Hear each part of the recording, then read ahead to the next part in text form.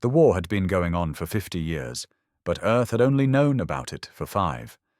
Out in the deep dark of space, long before humans had discovered faster-than-light travel, 2 ancient alien empires had been tearing the galaxy apart.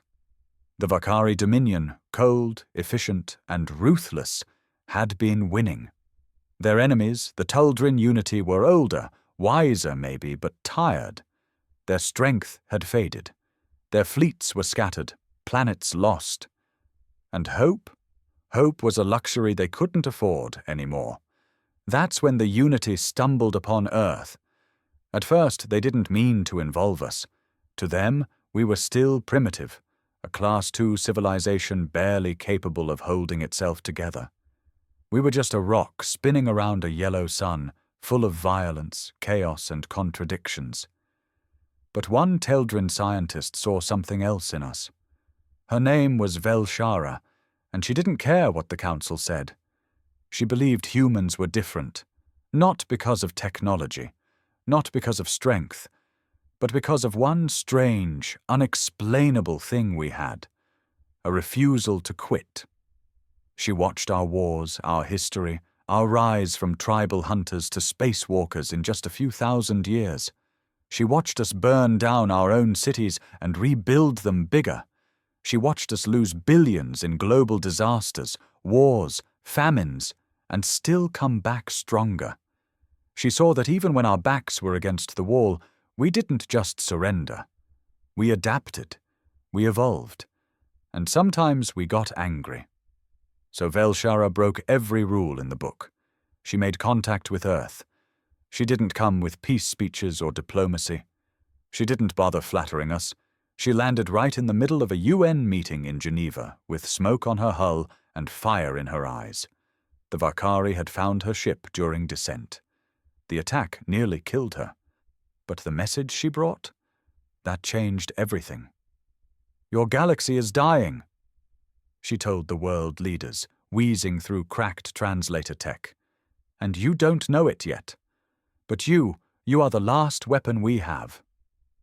Naturally, the world panicked. Some thought it was a trick. Others thought it was first contact gone wrong. But behind all the fear, there was one undeniable fact. She wasn't lying. Within weeks, Earth was pulled into the galactic stage. The Tuldrin gave us access to technologies we'd only dreamed about. Warp drives, energy weapons, AI far smarter than ours. They didn't ask us to fight right away. Just to prepare, to learn, to survive. But humans, we never just prepare. We don't wait for permission to stand up. And so we did what we always do when someone tells us, "You can't." We trained, we tested, we broke things, built them back up, and then made them even deadlier. Our soldiers adapted to zero-gravity combat faster than anyone expected. Our pilots rewrote the rules of starship dogfighting. Our tacticians, people like General Ari Mendoza, who used to play chess in war zones, started turning the tide on battle maps written in alien tongues. The Tuldrin were stunned, some even afraid. And then came the Battle of Epsilon Kera. The Vakari had launched a full strike against the last of the Unity's fortress worlds. It was the kind of assault that had ended civilizations before. Thousands of Tuldrin ships burned in the first wave. The Council began evacuating. Surrender was on the table. And just as all hope was lost, we arrived. Earth's first war fleet. Raw, mismatched, full of ships that looked like Frankenstein monsters with alien tech strapped to human steel. But it worked. Our carriers dropped pulse fighters shaped like sharks. Our command ships blasted rock music and weird memes across enemy channels. It wasn't just war, it was madness. But it shook the Vakari, because humans didn't fight like the others. We didn't retreat when outgunned. We didn't follow predictable tactics. We fought dirty, reckless, and creative. We turned debris into weapons. We hacked enemy communications with jokes. One of our soldiers even hijacked a Vakari dreadnought using a modified gaming controller. No one believed it until it was over. Epsilon Kera was saved, and the galaxy would never be the same again. After the Battle of Epsilon Kira, the galaxy didn't know what to think of us. The Teldrin tried to act like they weren't surprised, like they had always believed in humanity's potential. But everyone saw the truth in their wide eyes and long silences. We had flipped the entire script in one battle. The Vakari had never retreated from a battlefield in over 400 years. Until now. And who had done it? A bunch of loud, stubborn, reckless humans who didn't even have unified leadership on their own planet a few years earlier. It wasn't just a military victory. It was psychological. For the first time in generations, the Vakari hesitated. They began reassessing their enemy, reworking their battle doctrines, analyzing human behavior, and failing. Because what made us strong couldn't be mapped. It wasn't strategy or numbers, it was chaos. It was spite. It was the fact that we just refused to be predictable. The Teldrin Command wanted to pause and regroup. But humans? We don't do pause. Ari Mendoza, now Supreme Tactician of the Earth Unity Fleet, called for an immediate push into enemy space. "We don't give them time to breathe," she said. "They blinked. Let's gouge their eyes out." The Council protested, said we were too aggressive, too unstable. But Vel Shara backed us. Her voice had gained weight since her rogue contact with Earth. Some called her a traitor for dragging humans into the war. Others whispered that maybe she had saved them all. Either way, her influence got the job done. The green light was given. Humanity was officially leading the next campaign. The target? A Vakari outpost world named Drex 47. A key fuel and logistics station hidden in a dense asteroid field. Most fleets avoided the area because of how hard it was to navigate. But that was before human pilots entered the picture. The Vakari were confident we wouldn't even reach the planet. They didn't expect what came next. We called it Operation Rage Storm. It began with a lie.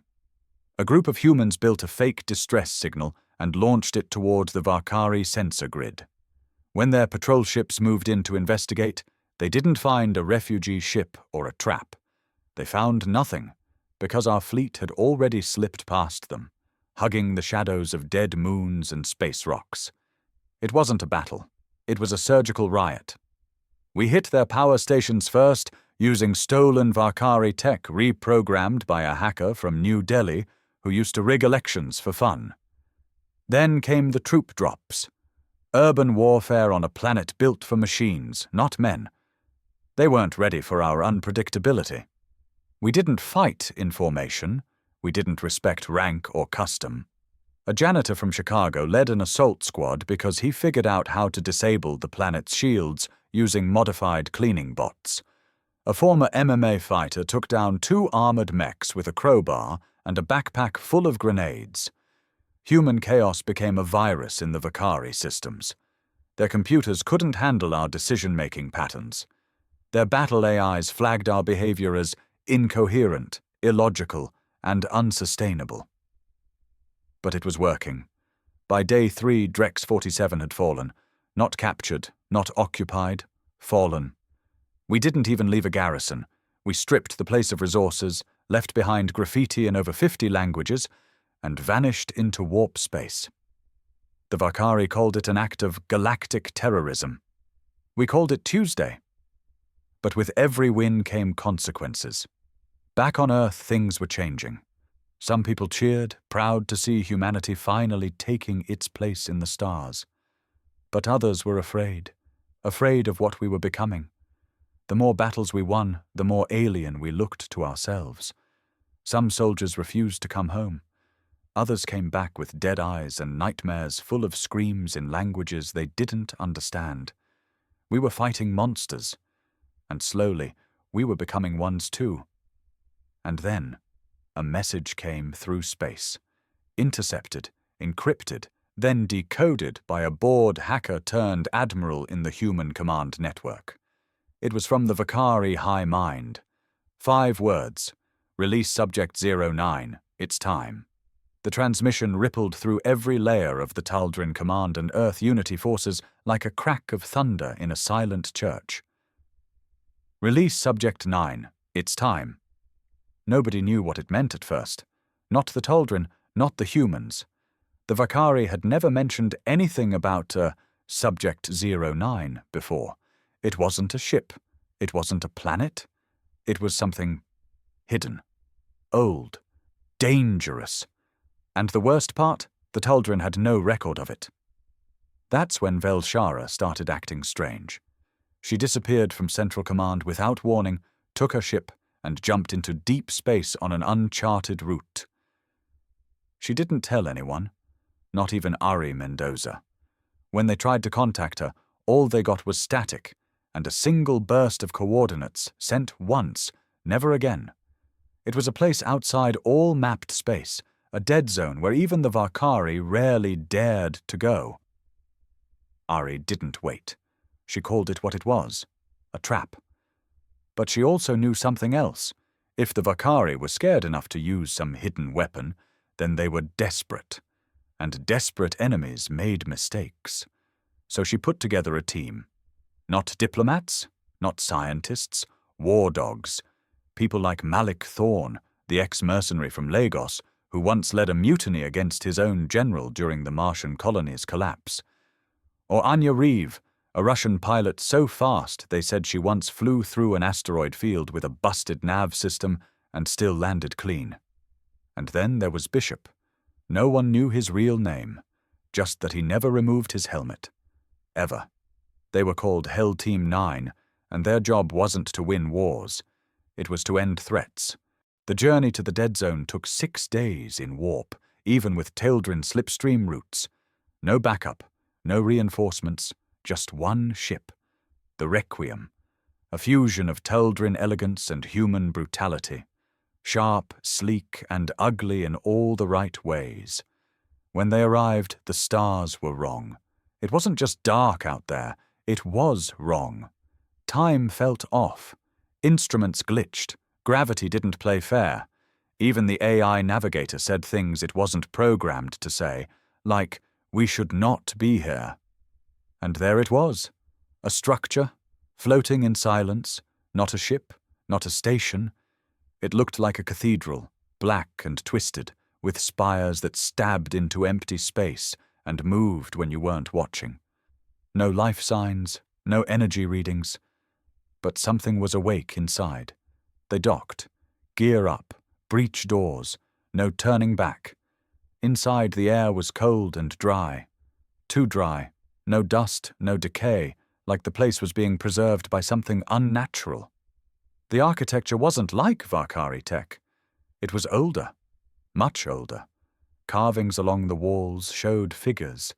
Thousands of them. Bowing to something tall, thin, and faceless. The further in they went, the more the air felt like it was pressing down on them, like gravity had emotions, and it hated them. Then they reached the chamber, a vault sealed by 9 locks. Each lock bore a symbol none of them recognized, but as Malik touched one, it opened. Just like that. Ari's voice crackled in their comms. "Be careful. Something about this place isn't right." One by one, the locks opened. No alarms, no resistance. And inside the vault, a coffin, 10 feet tall, black as oil, floating a few inches off the ground, humming with a low vibration that made their teeth ache. It wasn't metal, it wasn't stone, it was something alive. And then Bishop spoke. First time anyone ever heard his real voice. "This is it," he said. This was built by them." "By who?" Anya asked. He turned, slowly. "Not Vakari, not Taldrin, not human. Older. This is from before everything." Then the coffin cracked. A hiss of black steam, a sound like something laughing underwater, and a single word burned itself into every member's mind at once. Telepathic, invasive, loud. Free. The moment the word free rang in their minds, every light in the vault died. The air snapped cold. And for the first time in their brutal lives, The elite warriors of Hell Team 9 hesitated. Even Bishop, the man who never flinched when staring down a plasma cannon, took one step back. The coffin split down the middle with a sound like bone cracking underwater. Not fast, not dramatic. It opened like it had all the time in the universe, and inside wasn't a creature. Not yet. Not in the way they understood. It was smoke, thick and black, almost liquid. It slithered out, slow and careful, like it was remembering how to move. The edges of it brushed the walls, and the cathedral groaned like it was alive and in pain. And then it began to take form. A body, vaguely humanoid, 7 feet tall, skin that shifted between flesh and metal, between shadow and light. No eyes, no mouth, just smooth, dark matter where a face should be. Yet somehow every person in the room felt it staring right at them. Malik raised his rifle. "Target in sight. Do I shoot?" No one answered, because no one knew if it would matter. The thing, Subject 9, they guessed, tilted its head, as if mocking the motion. Then it spoke. Not with a mouth, but directly into their minds. "You are not the architects." Anya muttered a prayer in Russian under her breath. Bishop stepped forward. "What are you?" The thing didn't move, but the pressure in the room spiked. Everyone's bones felt heavier, like gravity itself had doubled. "I am judgment. I am what they feared. I am what even the Vakari swore never to awaken again." Ari Mendoza's voice crackled through the team's earpieces. "Pull out now. That's a direct order. Extraction teams are in warp.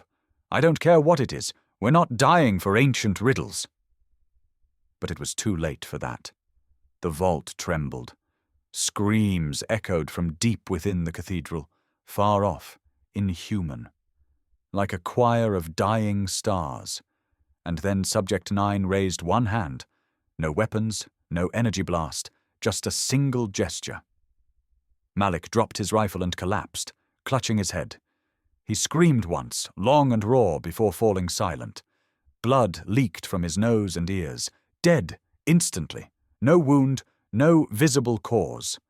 Bishop reacted first, unloading 2 charged plasma rounds straight into the creature's chest. Both hits landed. Both vanished like they'd been swallowed by smoke. Subject 09 didn't flinch. "You are loud," it said. "So loud, so violent. That's why they kept you locked away, because you don't know how to listen." Anya fired next. Grenade, round, direct hit. Nothing. Bishop barked into his comm. "We need a dimensional lock. This thing isn't playing by physics." But even as he shouted, the cathedral began to shift. The architecture bent. Walls stretched, floors twisted upward like paper folding in slow motion. The entire structure was responding to Subject 9's awakening. And it wasn't just the vault anymore. Back on the Requiem, alarms screamed to life.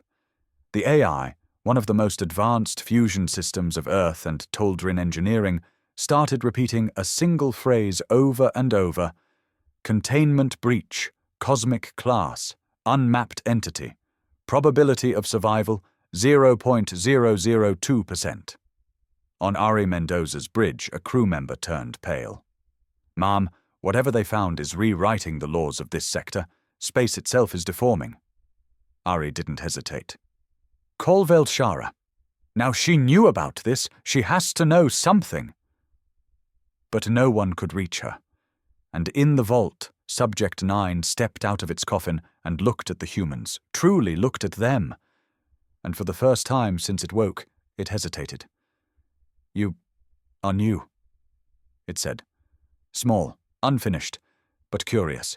"You are not theirs, not Toldrin, not Vakari, not bound."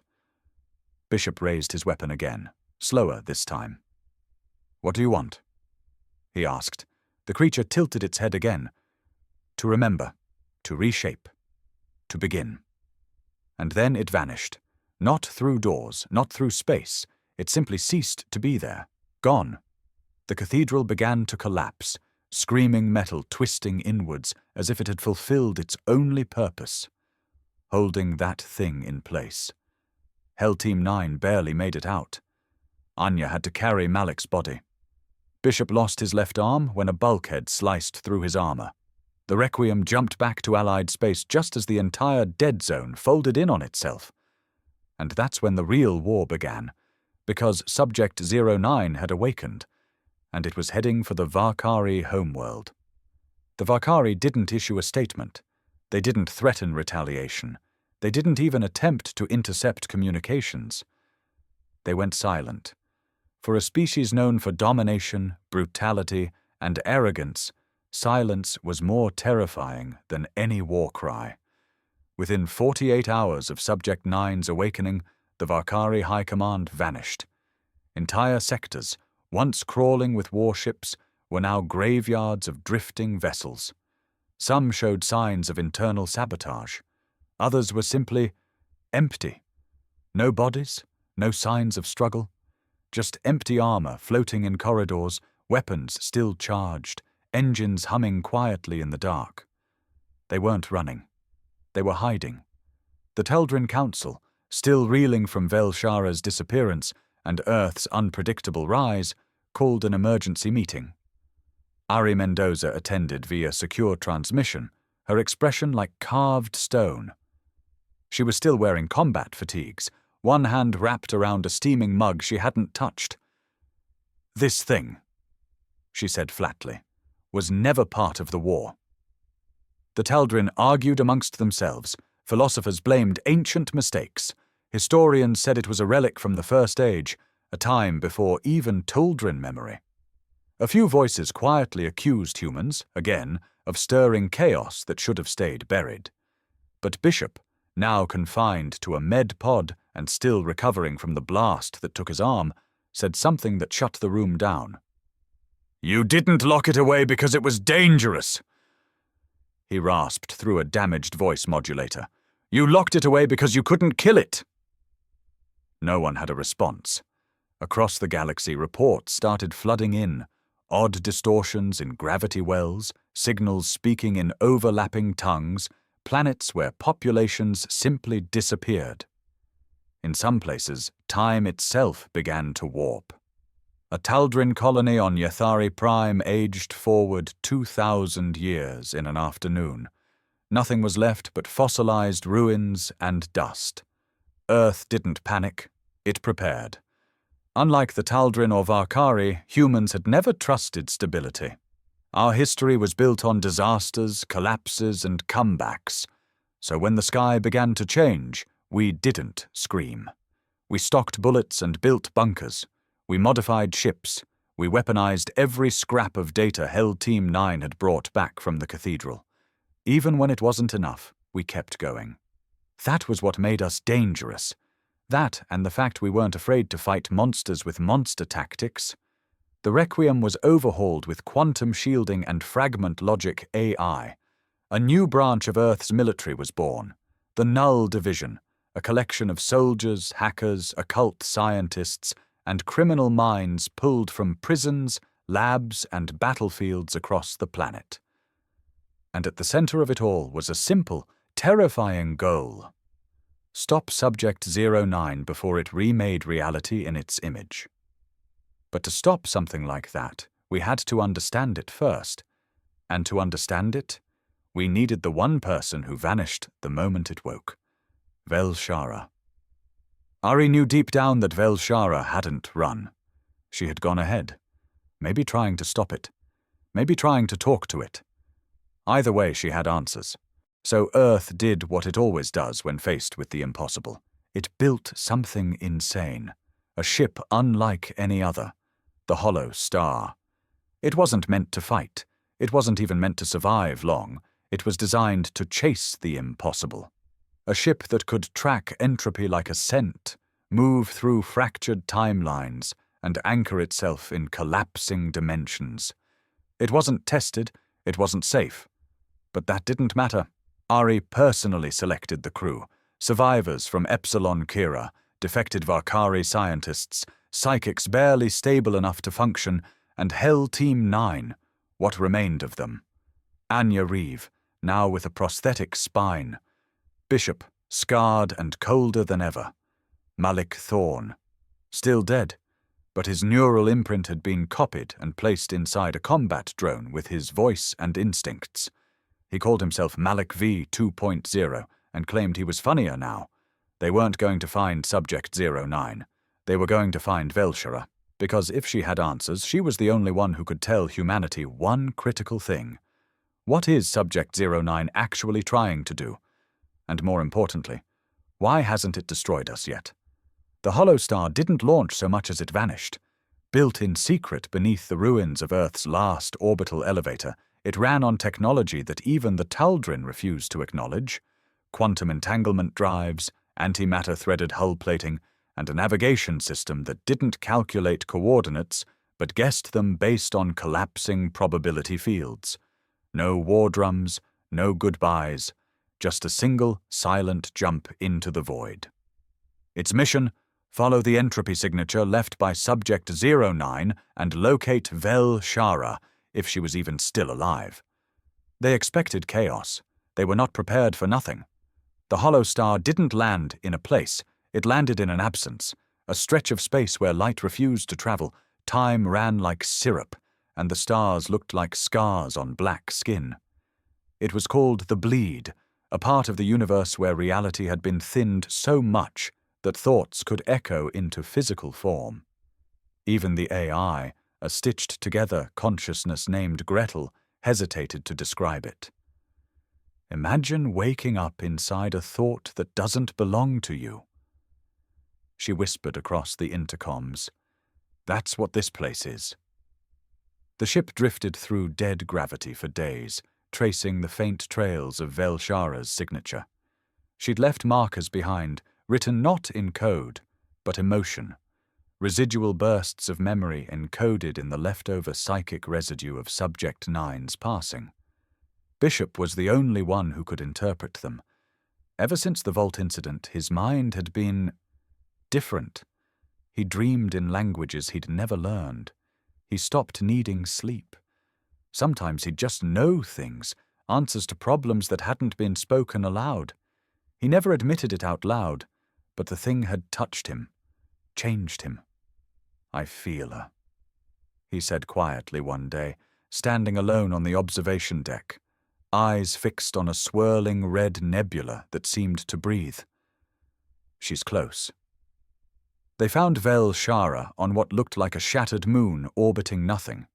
No sun, no core, no gravitational anchor, just a dead rock suspended in endless black. She was standing in the center of a crater, surrounded by alien script that floated above the ground like glowing ash. Her robes were tattered. One of her arms was gone, but her eyes, those cold, silver eyes, were as sharp as ever. She wasn't surprised to see them. I told you not to follow, she said to Bishop. You didn't, he replied, but I heard it anyway. Velshara didn't smile, but something in her softened. Then you understand. This is no longer a war between species. It's a war of meanings. Subject 09 isn't trying to destroy the galaxy. It's trying to rewrite it. Anya scoffed. Rewrite it into what? A graveyard?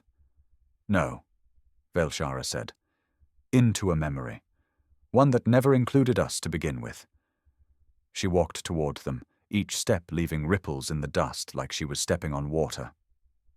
Subject 9 isn't a weapon, she said. It's a survivor. The last fragment of a civilization so old, so powerful, it learned how to become conceptual. It doesn't exist like we do. It's an idea. And now that it's awake, it's spreading itself, infecting reality. Bishop clenched his fists. Then we kill it. You can't, she said, because killing it confirms its story. Resistance becomes part of the narrative. Every fight gives it form. Then what the hell do we do? Anya snapped. Velshara looked up into the stars, though in this place there were none. You replace the story. You make it irrelevant. You write a louder one. That silenced everyone. It sounded impossible, ridiculous, stupid, and yet so human. Malik V 2.0 buzzed to life. What if we don't just fight Subject 09? What if we mock it, undermine it, make its story so ridiculous, so forgettable, the universe just moves on without it? Ari's voice crackled in. You're saying we meme the apocalypse? Velshara gave a quiet nod. In a way, yes, because Subject 09 is ancient, it is solemn, it is meaning. But you, humans, you are noise, you are chaos, you are the punchline the galaxy never expected, and that may be the only thing it cannot absorb. Suddenly, the Hollow Star's alarms flared red. Gretel's voice shook. It found us! Outside the ship, space tore open like paper. Subject 09 had arrived, but this time, Earth was ready to tell its own story. The tear in space didn't look like a wormhole or rift. It looked like a regret, a deep, sickening wound in reality that bled color and sound. Around it, stars bent away like they didn't want to be involved. Time staggered. Systems on the Hollow Star stuttered, then failed, then screamed back to life, unsure which second they were supposed to be in. Subject 9 stepped through the rip like a god returning from exile. It didn't move fast. It didn't need to. Every step it took left footprints that hovered in the air, vibrating with a language no one wanted to understand. The thing wasn't in a hurry because it didn't think it could lose. It didn't understand the concept. And that was its weakness. Velshara stood at the edge of the crater, staring into the hollow face of the entity she had once tried to keep buried. You shouldn't be here, she whispered. Subject 09 tilted its head slowly. You shouldn't exist. Its voice was layered now, sounding like a choir of extinct gods, every word heavy with meaning. Not just words, commands, spoken in a way that forced comprehension. Even Anya, with her nerves of steel, stumbled back, clutching her head. But the humans didn't break. They got loud. Ari's voice came through the Hollow Star's external speakers, amplified across frequencies humans weren't meant to use. Hey, Subject 09, she said, with the same tone a teacher uses on a misbehaving child. You ever heard of Earth sarcasm? The music kicked in then. Blasting across the dead zone came a mashup of classical Beethoven, heavy metal, and an old Earth meme song called Shooting Stars, blaring in defiance, in mockery, in pure noise. It wasn't just chaos, it was intentional. Subject 09 paused. You mock? Why? Because we don't kneel. Bishop growled, stepping out from the ship, armed with a gravity hammer encoded with feedback from Nine's last appearance. Because you think we're too young to matter, and because you can't write us out if we refuse to follow your script. Anya emerged next, holding a plasma arc rifle and wearing a jetpack she'd barely tested. She was grinning. See, that's the thing about humans, she said. We're not bound by destiny. We argue with it. Subject 9's aura pulsed with confusion. You should fear. You should obey. Malik Veef 2.0's voice cackled from inside his drone body. We should do a lot of things. But you woke up in our timeline now, pal. Welcome to the age of trolling. Velshara looked at Ari, nodding once. Now, she said. The Hollow Star opened its cargo bay, and the payload dropped. A bomb, but not an ordinary one.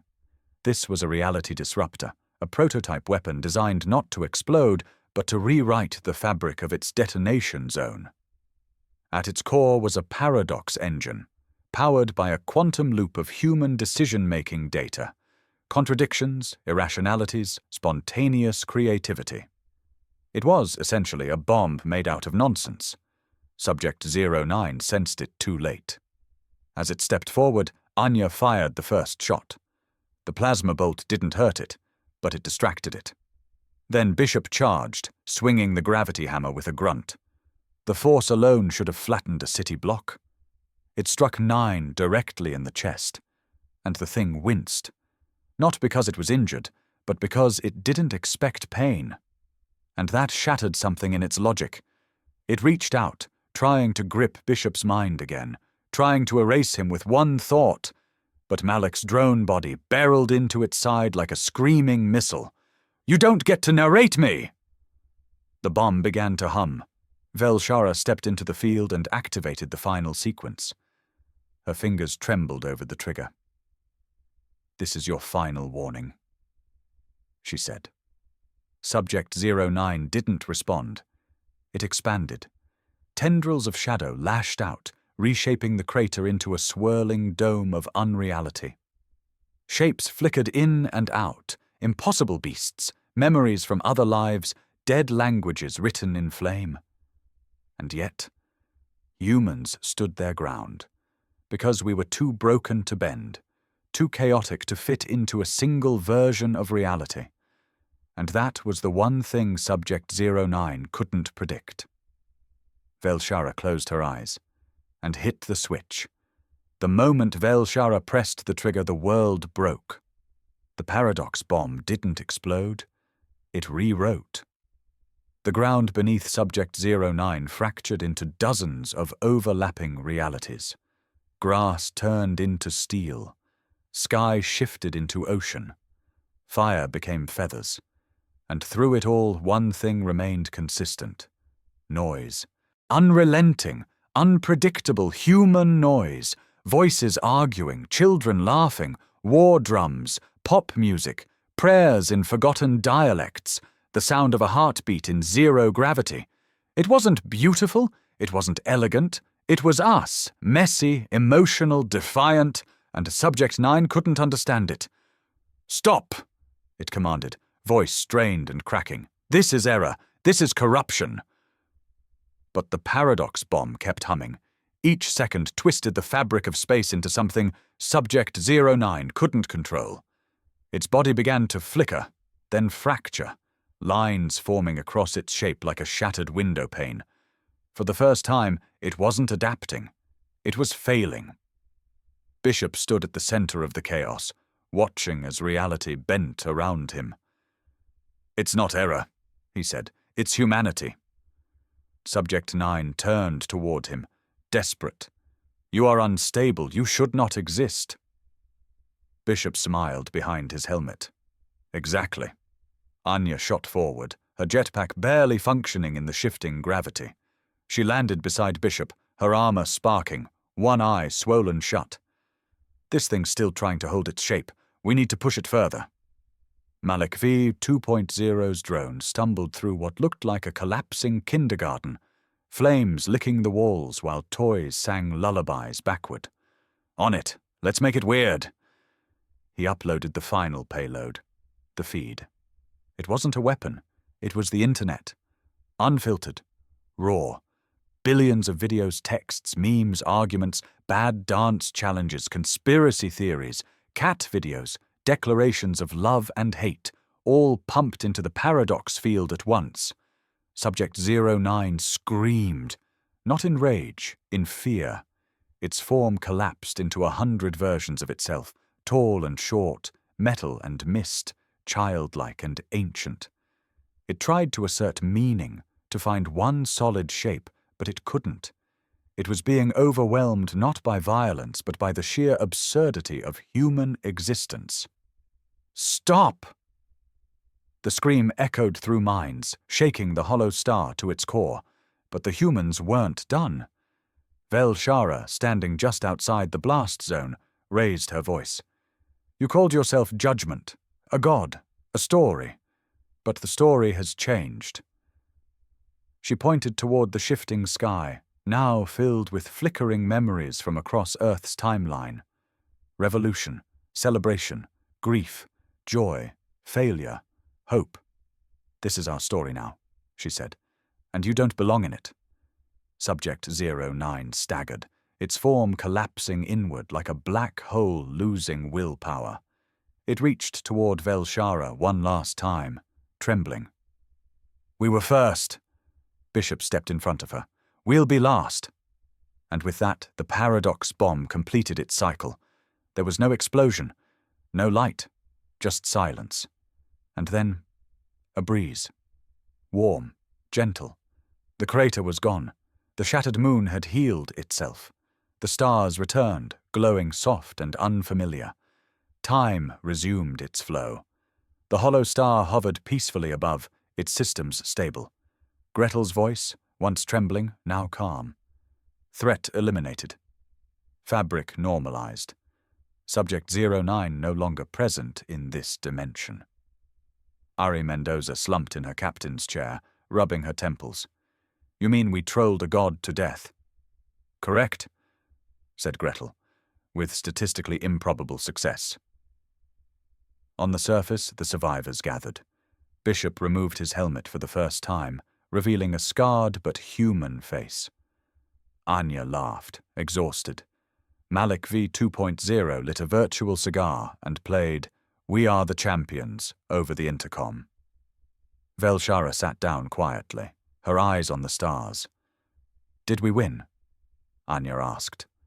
Velshara didn't answer right away.